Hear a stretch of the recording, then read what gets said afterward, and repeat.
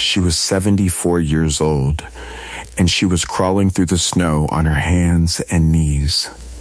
Not because she had fallen, not because something had broken inside her body, though her knees ached in a way that had no name anymore, a deep grinding cold that had lived in her joints since October. She was crawling because the ice on the porch steps had taken her feet out from under her when she tried to stand, and because there was no railing left. Gary had taken the wrought iron railing in September, said he needed it for a fence project, said he'd bring it back, and of course he never did. She had grabbed for it out of pure muscle memory and found nothing but air, and then found the ground. The temperature was 11 degrees. The wind came from the north and cut through her housecoat like it meant to find bone. She had been trying to reach the road. Just the road. 60 feet of gravel driveway that connected her to the rest of the human world. Her phone was inside on the kitchen counter because she'd stepped out for only a moment to check whether the pipe along the south wall had frozen again, and now here she was, palms pressed into snow that had crusted overnight into something closer to glass, trying to move forward 1 inch at a time, with the particular stubbornness of a woman who had survived too much to die on her own front yard. Her name was Vera Elaine Musgrove. She had lived on this land for 41 years. She had raised a garden on it, buried a husband from it, watched the maple by the fence post turn red every October without fail. This was her home. Every nail in every wall carried the memory of Raymond's hands, and Gary had taken it, or he believed he had. A passing driver, a young woman named Cassie Pruitt, 23 years old, on her way to an early shift at the hospital in Middlesboro, saw something dark moving along the white ground near the road and slowed her car. She would later tell the deputy that she almost didn't stop, that she thought it might be an animal. What she found instead was a small woman with white hair and no gloves, moving with the slow determination of someone who had decided that stopping was not a choice she was willing to make. Vera was taken inside, warmed, checked for frostbite along the tips of her fingers, which had gone the color of old candle wax. She would be fine, physically, the kind of fine that means nothing permanent was lost, which is its own small mercy. But that morning, sitting in Cassie Pruitt's idling car with heat blowing against her face and her hands wrapped around a travel mug of coffee she hadn't asked for, Vera said something that Cassie would remember for years afterward. She said it quietly, looking straight ahead through the windshield at the farmhouse that no longer bore her name on any official document. She said, "Raymond always told me he'd made sure." No one understood what that meant yet. They would. Something was still waiting in the cold beneath that house. To understand Vera Musgrove, you have to understand Harlan County in the 1960s, because that place and that time made her in ways she never fully shook and wouldn't have wanted to. She was born Vera Elaine Dutton in the spring of 1952, the second of 4 children raised in a clapboard house at the end of a dirt road that turned to mud every March without apology. Her father, Cecil Dutton, worked the mines from the time he was 17 until black lung quietly retired him at 51. Her mother, June, took in sewing and kept a kitchen garden that produced more than it had any right to in that rocky soil. They were not poor in the way that breaks people. They were poor in the way that teaches people, which is a different thing entirely, though it doesn't always feel that way when you're living it. Vera was the kind of child who noticed things. While her siblings ran the hollow and came home muddy and loud, she would sit on the porch with her mother's fabric scraps and practice stitching by hand, not because anyone told her to, but because she liked the feeling of making something hold together that hadn't been holding before. Her 3rd grade teacher, a woman named Mrs. Adele Fugate, wrote on Vera's report card that she had unusual patience for a child her age. Her mother taped that card to the inside of the kitchen cabinet door, and Vera saw it every morning for 6 years every time someone reached for a coffee cup. She finished high school in 1970, which was not a given in Harlan County at the time. Half her class didn't make it to graduation. Boys pulled into the mines, girls pulled into marriages that came too fast, the whole machinery of hard luck place grinding quietly on. Vera graduated third in her class and had 1 semester of community college in Pineville before her father's health turned, and she came home to help her mother manage. She came home without complaint, without resentment. That was simply who she was. You came home when someone needed you. The world could wait. She got the postal carrier position in 1973 when she was 21, and it suited her in a way that few jobs suit a person so precisely. The routes ran deep into the county, up through hollows that barely had names on any map, past farms where the mailbox sat at the end of a half-mile lane, past houses where an old man might not see another living soul for 3 or 4 days at a stretch. Vera learned every name. She learned which families had dogs that meant it and which ones were all noise. She learned that old Hester Combs on Route 7 kept her porch light on all night, not because she was afraid of the dark, but because she was afraid no one would find her if something happened. And so Vera started making a point of slowing down in front of Hester's house each morning, just long enough to check that the light had gone off, which meant Hester had gotten up and turned it off herself, which meant Hester was still fine. She did this for 11 years, until Hester's daughter finally moved the woman to a nursing home in Corbin. Nobody told Vera to do that. Nobody knew she did it. That was simply the kind of woman she was. She met Raymond Mossgrove in the autumn of 1974 at a church potluck supper in Cumberland that she had almost skipped because her feet hurt from a long route and she had a novel she'd been trying to finish for 2 weeks. She went because her mother said she should go, and because Vera had not yet learned to argue with her mother about things that didn't matter. Raymond was 30 years old, a carpenter and part-time electrician who had come to the supper with his cousin and spent the first 40 minutes standing near the door, eating a deviled egg and looking like a man who also wished he were somewhere reading a book. Vera noticed that about him, first the particular quality of his stillness. He wasn't uncomfortable. He wasn't shy. He was simply a man who didn't feel the need to perform himself for a room full of people he barely knew, and that quality was rarer than gold in Vera's experience. They ended up talking by the dessert table for 2 hours. Raymond had a son, Gary, who was 6 years old and living with his mother, Raymond's first wife, a woman named Patricia, who had left 2 years prior and relocated to Lexington. Raymond spoke about Gary without bitterness and without the kind of wounded pride that poisons some men for decades. He said simply that Gary needed his mother more right now, that he saw the boy on holidays and summers, and that he was going to make sure the boy always knew his father. Vera respected that. It was honest. It was clean.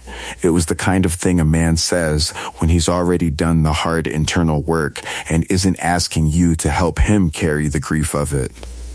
They married in June of 1976 on a warm Saturday at the Methodist Church in Harlan, where June Dutton had been a member for 30 years. Vera wore a dress she had sewn herself from ivory cotton and lace her mother had been saving in a hat box since Vera was 16. Raymond cried during the vows, which surprised him more than it surprised anyone else. He told Vera afterward, standing in the church parking lot with his tie loosened and a piece of wedding cake in one hand, that he hadn't expected to feel so much. She told him she had been counting on it. The farmhouse on Black Bear Road was Raymond's project, his love letter to the life he intended to build. He had bought the land in 1971 from a retiring farmer named Holt Spurlock, 4 acres at the edge of a gentle slope, with a creek running along the southern boundary that never quite flooded and never quite dried up. He had framed the house himself, with help from his cousin and a neighbor named Dutch Varney, who was the finest rough carpenter in the county and didn't charge a man who was building something honest. By the time Vera moved in, the house was solid and warm and smelled of fresh pine and sawdust in a way that she would associate for the rest of her life with the feeling of being exactly where she was supposed to be. They were happy. That is not a small thing to say, and it should not be received as a small thing. They were genuinely, quietly, daily happy in the way that has nothing to do with grand gestures and everything to do with choosing the same life together every single morning. Raymond brought her coffee before she was fully awake. Vera pressed his shirts on Sunday evenings while the radio played. They argued occasionally and resolved things quickly because neither of them had the temperament for prolonged coldness. They took one real vacation in 40 years of marriage a week in Gatlinburg in 1989 and spoke of it afterward as though it had been the most extravagant thing imaginable. Gary visited in summers through his teenage years, awkward in the way of boys who belong to 2 households and feel fully at home in neither. Vera was careful with him. She did not try to mother him. Patricia was his mother, and Vera respected that boundary without being told to. She was instead something more like a reliable adult who happened to live in his father's house, someone who would make sure there was food he liked in the refrigerator and who would drive him to the lake without making it into a production. Over time, he warmed to her, at least on the surface. He called her Vera rather than anything else, which was fine. She called him Gary and meant no harm by either the name or the neutrality. In 1987, Vera and Raymond lost a pregnancy at 5 months. A girl. They had already chosen the name Louise after Raymond's mother. Vera went back to her mail routes 3 weeks later because sitting still made the grief louder, and because the people on her routes needed their mail, and because that was how Vera Musgrove moved through the unbearable by doing the next necessary thing and then the one after that. Raymond planted a dogwood tree by the creek that spring. He never said it was for Louise. He didn't need to. Vera knew. She tended that tree for the next 30 years with the particular tenderness of someone maintaining a conversation that words couldn't hold. Raymond's health began to shift in his late 60s. Nothing dramatic at first, a slowness in the mornings, a tiredness that coffee no longer fully addressed, a slight tremor in his left hand that appeared one winter and never entirely left. By the time he was diagnosed with Parkinson's disease in 2013, Vera had already quietly adjusted their life to accommodate what was coming. She retired from her postal route at 60, two years earlier than she'd planned, because Raymond needed her home. She took on more seamstress work she could do at the kitchen table. She did not complain. She did not frame it as sacrifice. She simply turned toward her husband the way a plant turns toward light naturally, completely, without calculation. Raymond died in February of 2019 on a Tuesday morning in the bedroom where they had slept together for 43 years. Vera was holding his hand. Gary came to the funeral in a dark suit and shook hands with people he didn't know. He stood at the graveside with his wife, Renata, a compact, sharp-eyed woman from Louisville who had never made Vera feel particularly welcome and had never been rude enough to be called out for it. After the service, Gary said they would need to talk about the property. He said it in the parking lot, before the reception, before Raymond had been in the ground for 2 hours. Vera told him they could talk next week. She should have known then. She should have felt it, that particular chill that has nothing to do with weather. But grief does something to the nervous system. It slows the part of you that reads the room and dulls the part of you that knows when something is wrong. Vera went home to her empty house and sat in Raymond's chair and held a cup of tea that went cold in her hands, and she thought about none of it. That was the last quiet week she would have for a very long time. Gary Musgrove moved quickly, which Vera would later understand was not coincidence, but design. He had been thinking about the property before his father was cold, perhaps long before that.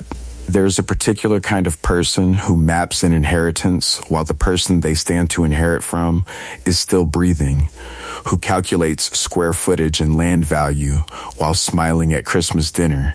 And Gary Dale Musgrove was that kind of person in ways that Vera had always sensed at the edges, but never allowed herself to name.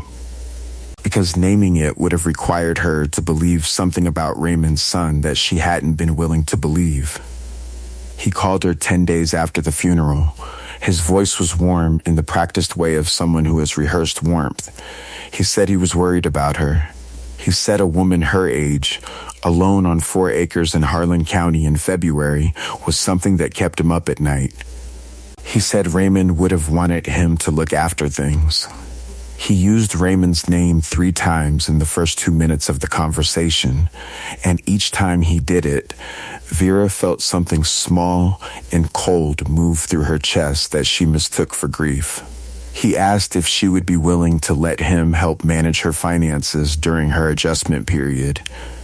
He called it that adjustment period as though the death of a 43-year marriage were a minor recalibration, a software update the heart needed to run through before returning to normal function. Vera said she appreciated the offer, but that she was managing fine. Gary said, of course, he just wanted her to know the offer stood. He said Renata sent her love. Renata had never in 22 years sent Vera anything resembling love. 3 weeks later, a document arrived by certified mail. It was a power of attorney form, already partially filled out in Gary's name, with a sticky note attached in Renata's handwriting that said simply, "For your protection, Vera, Raymond would have wanted this." The form would grant Gary full authority over Vera's financial accounts, her property decisions, and her legal affairs. Vera set it on the kitchen table and looked at it for a long time. Then, she put it in the drawer beneath the phone and did not sign it. She thought that was the end of it. She was wrong. What Vera did not know, what she had no reason to know, and no way to discover without a lawyer she hadn't thought to hire, was that Gary had already obtained a notarized power of attorney document bearing what appeared to be Vera's signature. He had done this through a notary public in Lexington named Darrell Finch, a man whose relationship to legal ethics was, to put it charitably, flexible. Gary had told Finch that his elderly stepmother had signed the form in his presence, but had been too unwell to appear in person. Finch had notarized it without seeing Vera. The signature on the document was not Vera's. It was close Gary had practiced, but it was not hers. No one checked. No one thought to check. An elderly widow in Harlan County in the months after her husband's death does not typically inspire aggressive legal scrutiny. Using that document, Gary walked into the branch of First Community Bank in Harlan in March of 2019, 6 weeks after Raymond's funeral, and presented himself as Vera's authorized financial representative. The account he targeted was the joint savings account that Vera and Raymond had built over decades, $41,200, accumulated through 31 years of Vera's postal salary, Raymond's carpentry income, and the particular discipline of 2 people who had grown up without enough and never forgot what that felt like. Gary withdrew $38,000 in 3 separate transactions spread across 2 weeks, leaving just enough in the account to avoid triggering an automatic closure flag. When Vera checked her balance in April, she assumed the low number was an error. She called the bank. The bank told her there had been authorized withdrawals under power of attorney. She said she had not authorized any withdrawals. The bank representative read her the notarized document number and told her she would need to come in with identification. She drove herself to the bank on a Wednesday morning. The branch manager, a young man named Kevin Prater, who was visibly uncomfortable, showed her a copy of the document. Vera looked at the signature. She said, quietly, "That is not my handwriting." Kevin Prater said he understood her concern and that they would need to escalate the matter. He used the word escalate 4 times, which Vera later reflected was the word institutions use when they mean we will take a very long time to do very little. She called Gary that evening. He answered on the second ring, which told her he had been expecting her call. She said, "Gary, there have been withdrawals from my savings account under a power of attorney I never signed."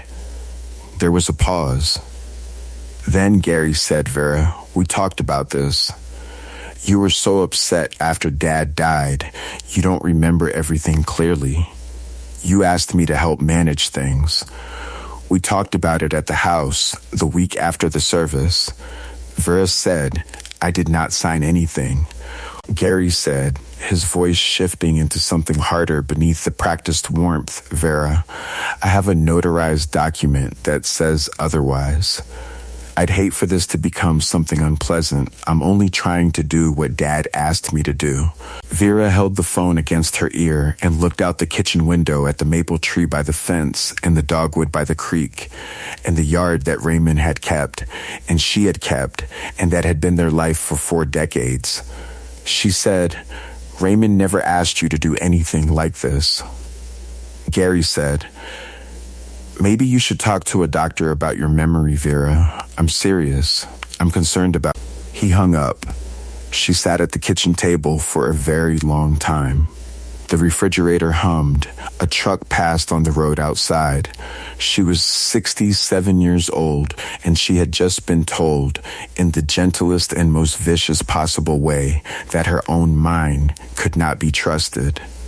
The legal process that followed was the kind of experience that grinds a person down, not through any single catastrophic blow, but through the accumulated weight of small defeats. Vera contacted a legal aid office in Harlan. They were helpful and overworked and could see plainly that something wrong had been done, but the document Gary held was notarized and recorded, and dismantling it required resources and time that moved on a different calendar than Vera's dwindling bank balance. Gary, meanwhile, had retained an attorney in Lexington named Philip Stout, a man who wore good shoes and sent letters on heavy cream stationery that smelled faintly of cologne, letters that were exquisitely polite and suggested, between every line, that pursuing this matter further would be expensive and exhausting and ultimately unsuccessful. The second act of cruelty came in May. Gary arrived at the farmhouse on a Saturday morning with Renata and a man he introduced only as a realtor friend named Todd. He walked through Vera's home, her home, where she was standing in her own kitchen and pointed at walls and open doors and spoke about the property's potential in a tone of quiet ownership that made Vera's hands shake. He told her, with Renata watching from the doorway with her arms crossed, that he had been reviewing the property records and that the farmhouse and land had been held in both his father's and Vera's names jointly, and that as Raymond's sole biological heir, he believed he had a legal claim to Raymond's half. He said he wasn't trying to put her out. He said there were options. He mentioned a very comfortable assisted living facility in Middlesboro that he and Renata had toured and found quite lovely. Vera told him to leave. He left, but he left slowly, which was its own message. By summer, the legal aid attorney had confirmed what Gary's lawyer was arguing, that the joint tenancy deed on record at the Harlan County Courthouse did show both Raymond and Vera's names, and that under Kentucky law, Gary did have a colorable claim to Raymond's interest in the property as his heir. The fraudulent power of attorney matter was still unresolved, still grinding through the bank's internal review process, still being escalated by people named Kevin. In the meantime, Vera had approximately $3,000 left in her account. She had her monthly postal pension of $1,040. She had a house she could no longer be certain was hers. The third cruelty was the quietest and therefore the worst. In August, Gary filed a partition action in Harlan Circuit Court, asking a judge to either force a buyout of Vera's interest or order the property sold. The filing was delivered to Vera's door by a sheriff's deputy who was clearly mortified to be doing it. Vera signed for the envelope, closed the door, and read the document at the kitchen table. It was 61 pages long. It had her address on the front Black Bear Road, the only address she had ever called home as a grown woman. She could not afford to properly contest. The legal aid office was doing what they could, but Philip Stout's letters kept arriving, and the court date kept approaching, and by October, the legal aid attorney told her gently that without additional evidence of sole ownership or a significant legal error in the original deed, the partition action had a reasonable chance of succeeding. Vera stopped sleeping well in October. She would lie in Raymond's side of the bed and listen to the house settle and think about 31 years of mail routes and the money she had saved dollar by dollar and the dogwood tree by the creek that she had tended for Louise. And she would feel something she had not felt since her father's lungs began to fail, the specific helplessness of watching something precious drain away and being unable to close your hands around it. She lost 14 pounds between September and December. Her neighbor, an older woman named Dottie Sizemore, brought casseroles twice a week and did not ask questions because she could see that questions would break something. Vera ate the casseroles because she understood they were love in a dish and because Dottie deserved the respect of having her love accepted. November became December. December turned brutal, the way Harlan County winters do, sudden and total, the cold arriving not gradually but all at once, as though someone had simply switched off the warmth. The pipe along the south wall froze twice. The wrought iron railing that Gary had promised to return did not return. The steps iced over on the night of December 14th. And on the morning of December 15th, Vera Mossgrove was on her hands and knees in the snow, trying to reach the road. With $3,000 in the bank and a court date in February, and a house she had been told she might have to leave. She had never been lower than this, not even close. The light had gone out of everything, and she could not find the switch. It was the pipe that started it. Not a dramatic pipe, not a burst, not a flood, just the same slow freeze along the south wall that had been threatening since November. The one Vera had been watching the way you watch a stubborn animal that hasn't decided yet what it's going to do. 3 days after Cassie Pruitt had found her in the snow and driven her inside and wrapped her hands around that coffee mug, Vera was back on her feet and back to the business of maintaining a house that the courts had not yet taken from her, because it had not been taken yet, and she intended to treat it accordingly. The plumber she called a man named Earl Hibbs, who had serviced this property for 20 years, told her the pipe along the south wall needed wrapping before the next cold snap, and that the insulation around the exterior junction at the back of the storage shed had been rotting for years and was probably letting cold air run directly along the line. He said he could fix it for $200, but that she'd need to clear the area around the junction point inside the shed first, because Raymond had stacked lumber against that wall sometime in the last decade, and Earl's knees weren't what they had been. Vera said she would take care of it. She had not been in Raymond's storage shed in 11 years. She stood at the shed door on a Thursday morning in late December with a key she had found on the hook by the back door where it had always lived, and she held the key for a moment before putting it in the lock. The shed was 12 by 16 feet, built by Raymond in 1984 from rough-cut oak he had milled himself, with a tin roof that had weathered from silver to the color of old pennies. It smelled, even before she opened it, of sawdust and linseed oil and the particular cold wood smell of a space that has been sealed against weather for a long time. Raymond's smell. She had forgotten that his workshop smelled like him.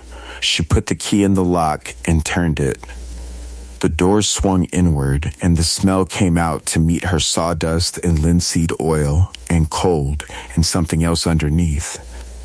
Something mineral and dark that she would later identify as the root cellar beneath the floorboards, a small dug cellar Raymond had used for storing canned goods in the early years before they got a second refrigerator.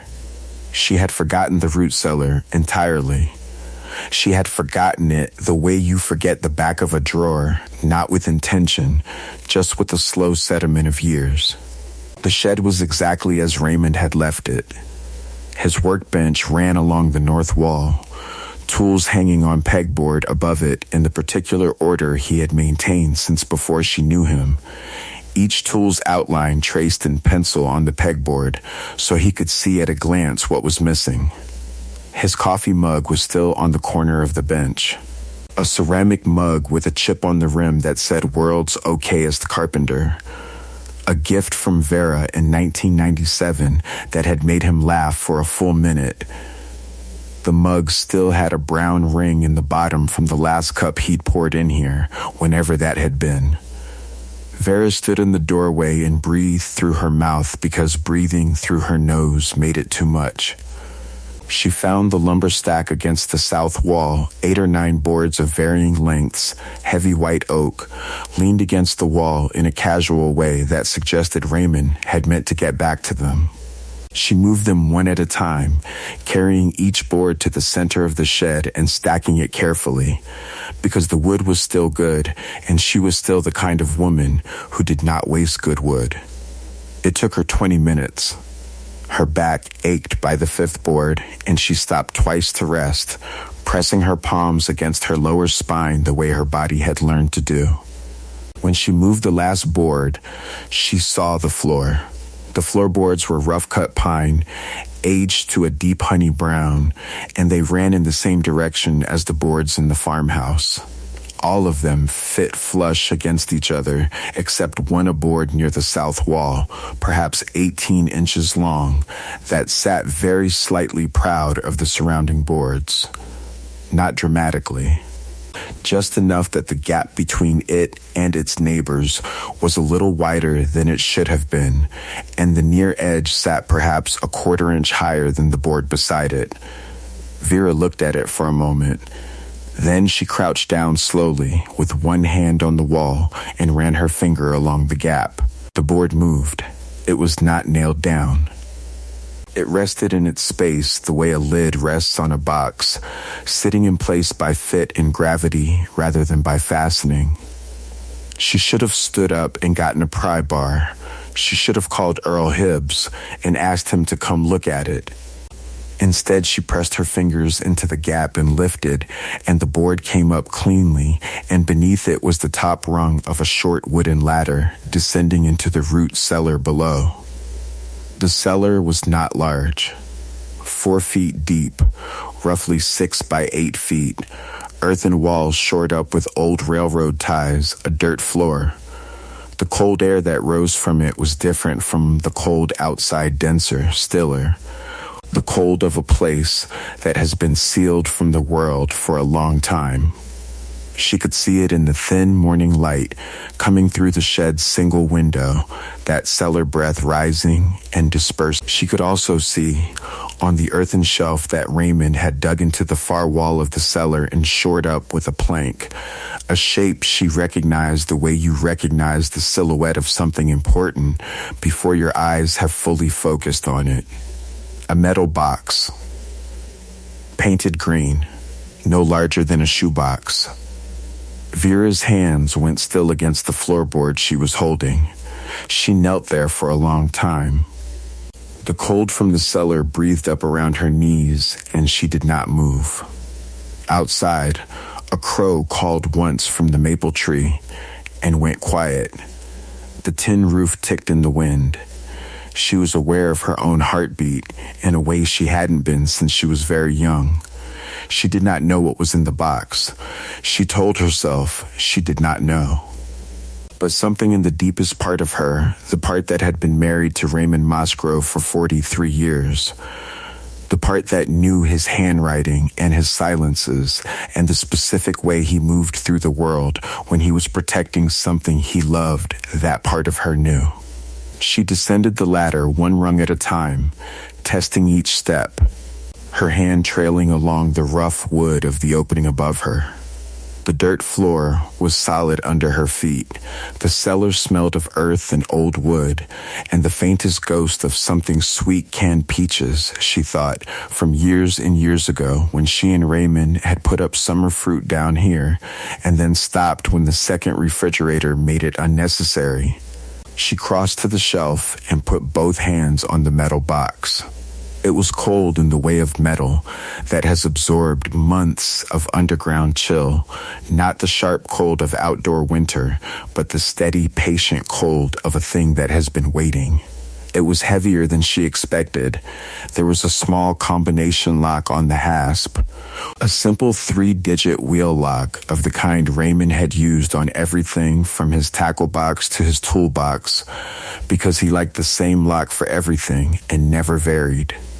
Vera looked at the lock for a long moment. She turned the wheels to 086. August 6th. Louise's due date. The lock opened.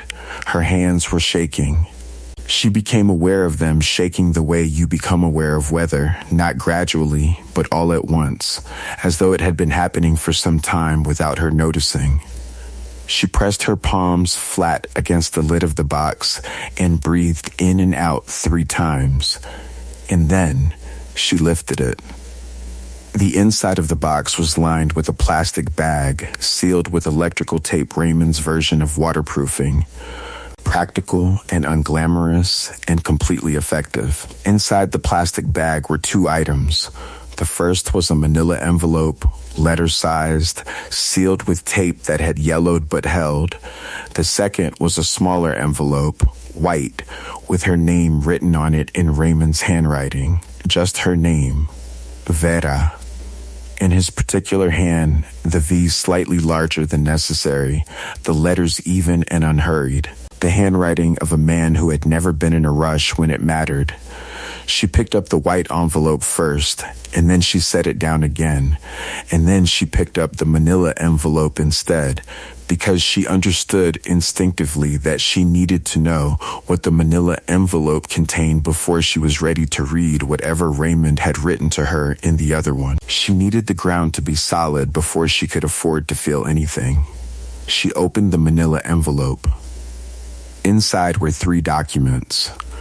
The first was a property survey, a professional survey of the 4-acre parcel on Black Bear Road, dated 1989, with the boundary lines drawn in careful ink and the acreage notated in the corner. She had never seen this survey before. The second was a copy of the original 1971 deed by which Raymond had purchased the land from Holt Spurlock, a document she had seen before, or thought she had, the deed that listed Raymond Musgrove as sole owner. She set it aside. The third document was the one that changed everything. It was a deed of trust, dated September 14th, 1989, recorded through the Bell County Clerk's office, not Harlan. Bell, just across the county line where Raymond had completed the original land purchase and maintained the original recording relationship with the clerk's office. The deed was typed on legal paper, notarized, and bore the official recording stamp of the Bell County Courthouse.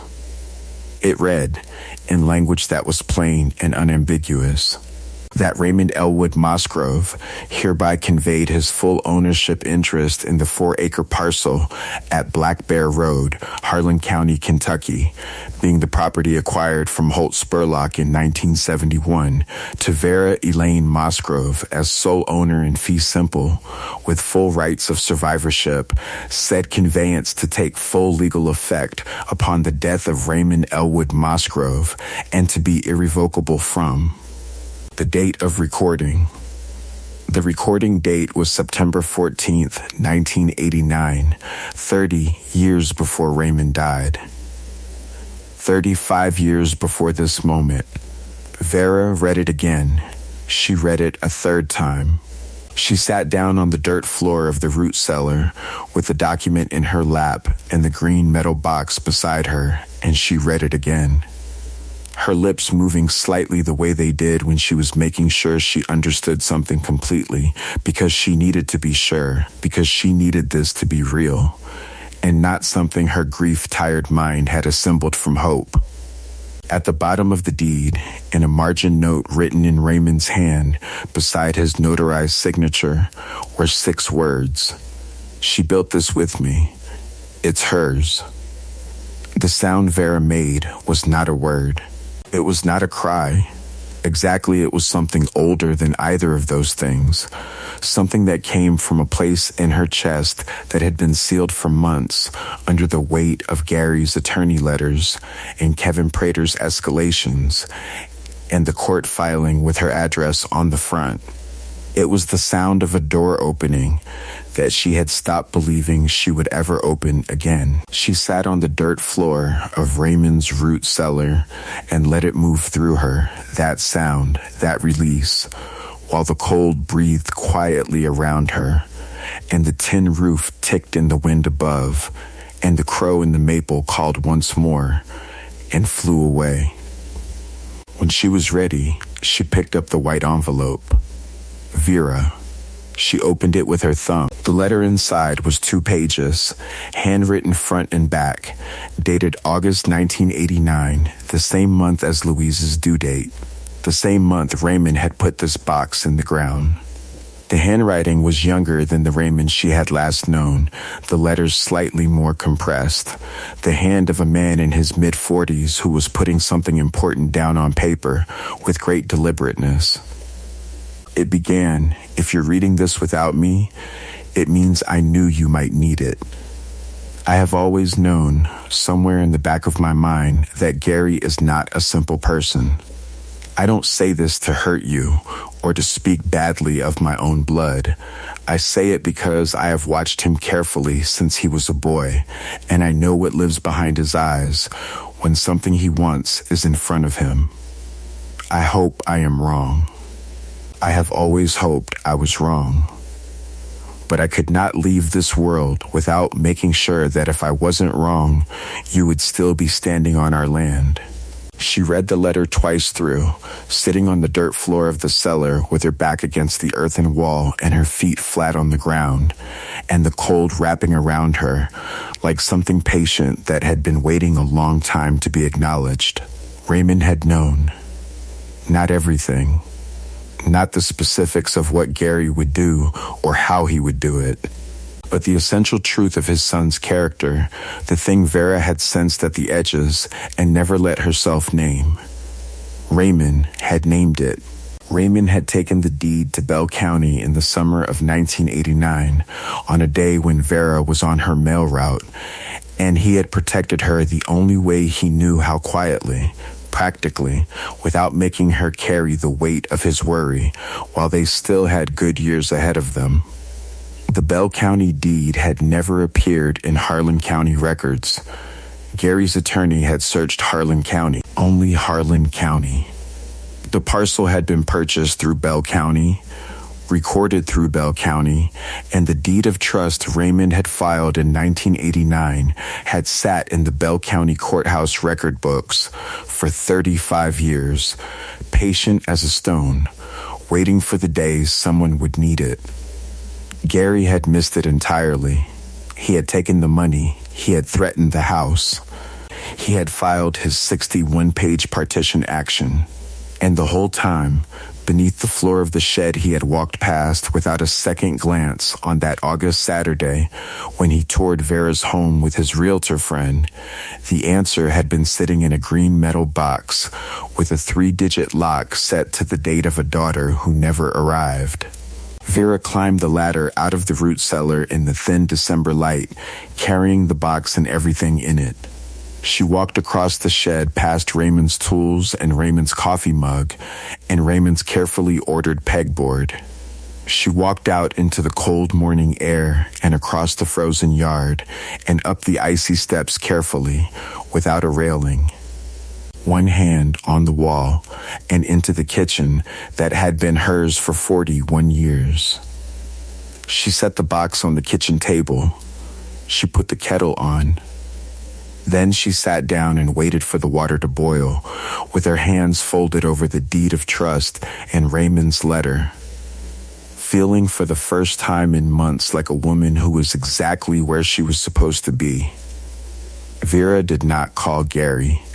She did not call anyone she knew personally, because this was not a moment for conversation, it was a moment for precision, and Vera Musgrove had spent 50 years learning the difference between the two.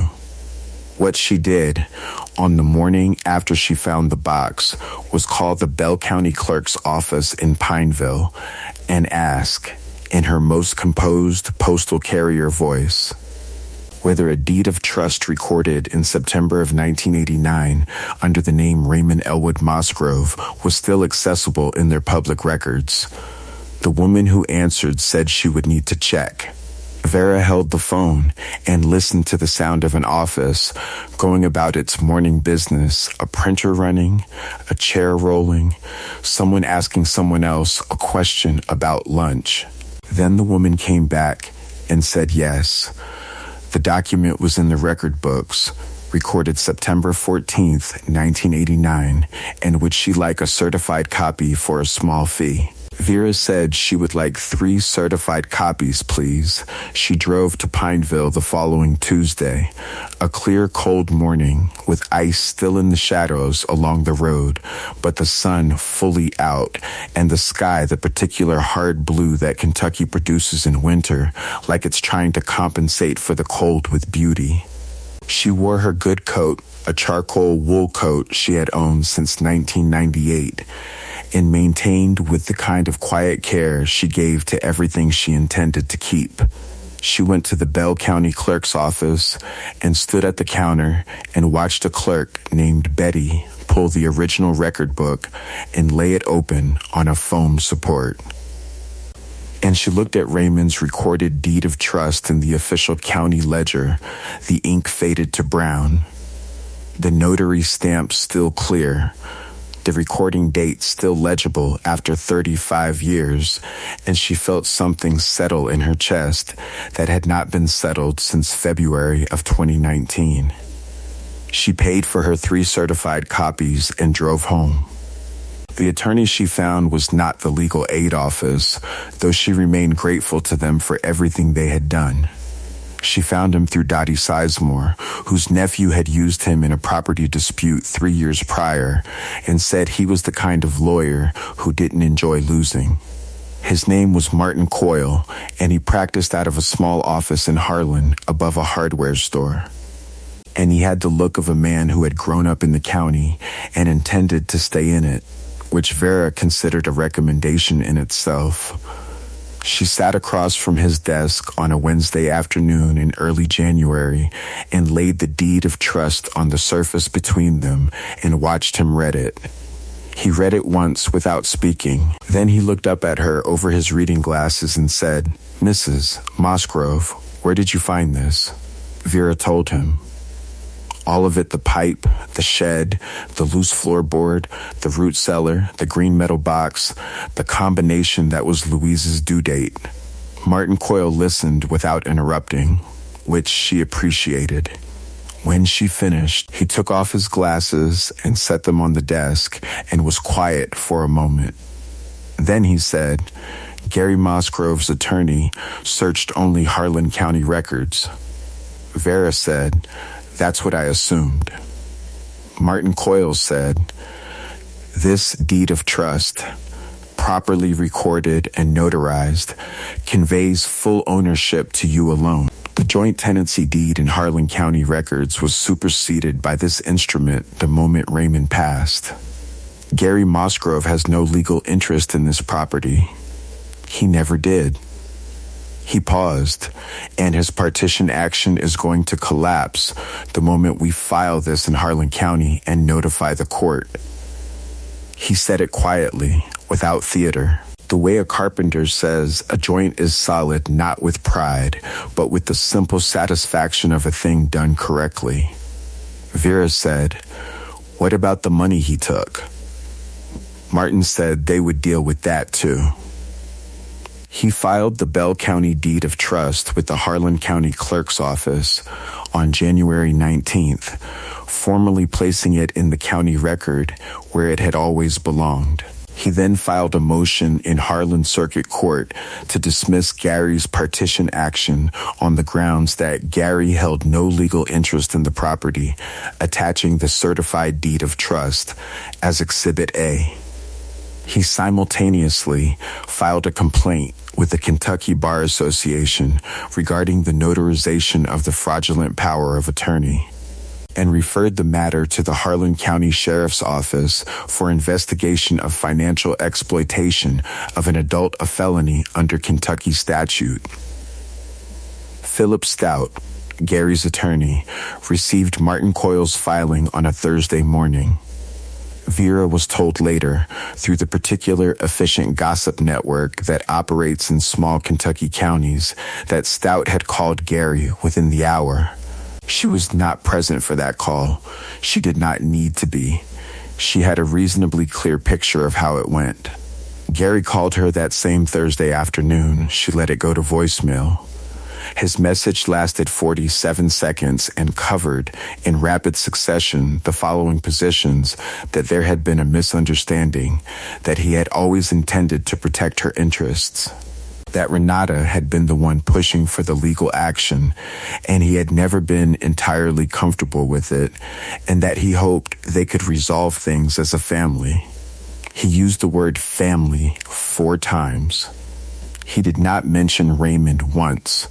Vera did not return the call. Martin Coyle sent Philip Stout a letter instead. The partition action was dismissed by the court in February, 3 days before the scheduled hearing date. The judge's order was brief and unambiguous, noting that the petitioner had failed to establish any ownership interest in the subject property, and that the action was therefore dismissed with prejudice. With prejudice meant Gary could not bring it again. Vera kept a copy of that order in the green metal box alongside Raymond's letter because it seemed right to keep things together. The criminal investigation into the fraudulent power of attorney and the financial exploitation took longer, as criminal matters do, moving on the unhurried calendar of law enforcement and prosecutorial discretion. What Vera knew by spring was that Daryl Finch, the Lexington notary, had agreed to cooperate with investigators in exchange for consideration on his own charges, and that Gary Musgrove had retained a criminal defense attorney in addition to Philip Stout, which told her everything she needed to know about how that was likely to proceed. She did not follow the case closely. She checked in with Martin Coyle once a month and let him carry the weight of it, because she had other things to do. She had a house to come back to. The first morning she woke up in the farmhouse after the partition dismissal and knew without qualification that it was hers legally. completely.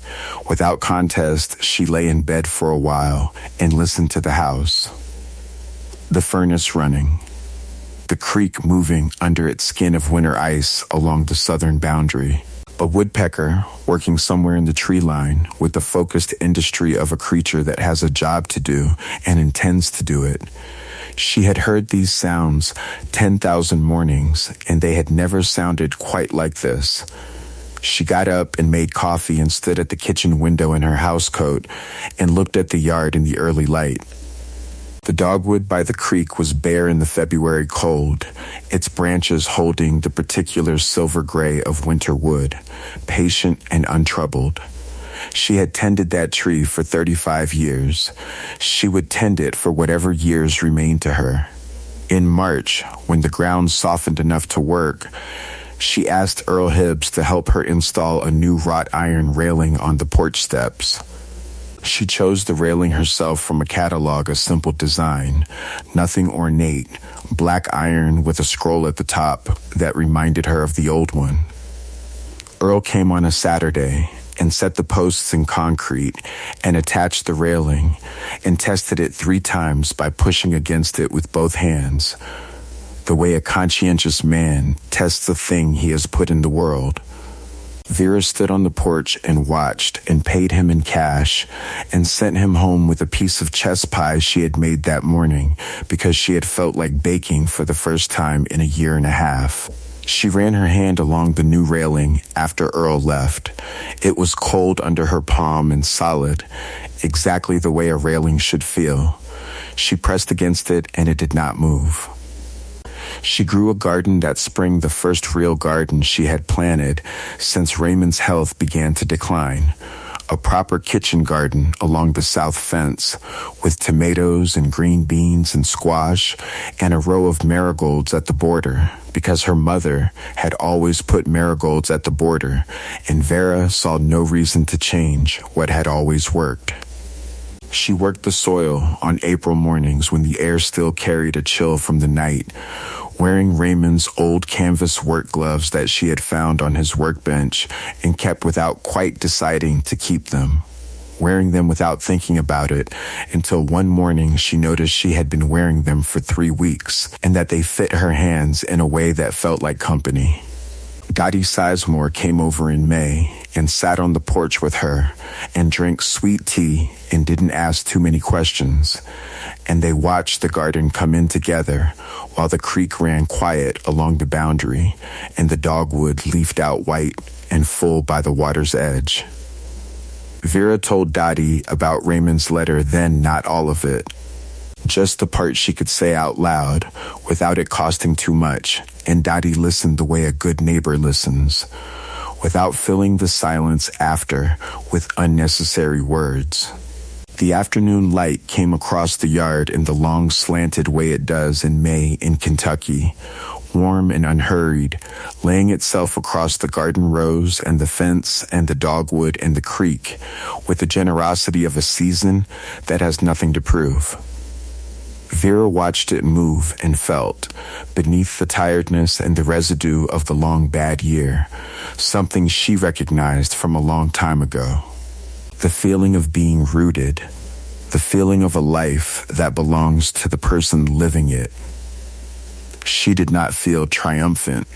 She did not feel vindicated in any loud or satisfying way. What she felt was simpler than that, and harder to name the specific quiet peace of a woman who has survived what came for her and is still on her own land, still tending her own garden, still watching the light move across the yard she has known for 41 years. That was enough. That was more than enough. That was everything. On a Tuesday morning in late October, Vera Elaine Mosgrove rose before the sun and made a pot of coffee and carried her cup out to the porch in her good wool coat, the charcoal one she had owned since 1998, and sat in the wooden chair Raymond had built for that exact spot on that exact porch. And she watched the maple tree by the fence turn from black to amber as the light came up over the ridge. The marigolds along the garden border had gone to seed, but their color was still there. burnt orange and gold, holding on in the way of things that were made to last a season and lasted a little longer. The creek along the southern boundary ran clear and low in the autumn dry, its sound smaller than in spring, like a conversation between two people who have known each other long enough that they don't need to speak loudly. The wrought iron railing was cold under her hand when she rested her palm against it. It did not move. This was her life, now ordinary and specific and completely her own. She took her coffee on the porch most mornings. She tended the garden through its season.